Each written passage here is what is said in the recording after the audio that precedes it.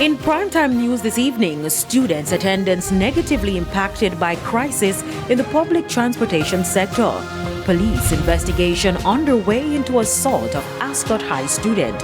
And later, living in fear. Recent spate of violence in schools taking a toll on some educators. Good evening and welcome to Primetime News, live on air and online at onespotmedia.com. I'm Herman Green. And I'm Janella Precious with a preview of what's to come in business news. Here's Andrea Chisholm. Well, Janella, Jamaica inked a major deal this week to help with plans to expand the North Coast Highway. The deal was between the Jamaican government and the International Finance Corporation. So, what's the big deal? Details in the business day.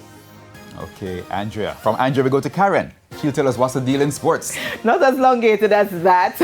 Of course, you know that the Issa Manning Cup is ongoing, and one school is insisting that some students playing for another school are ineligible. But Issa says that there is no formal complaint. We'll unpack all of that later.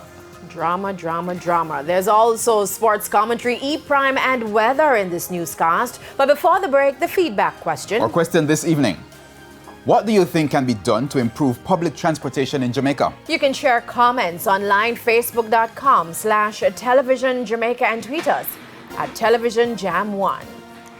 Please stay tuned. Primetime News returns right after this break.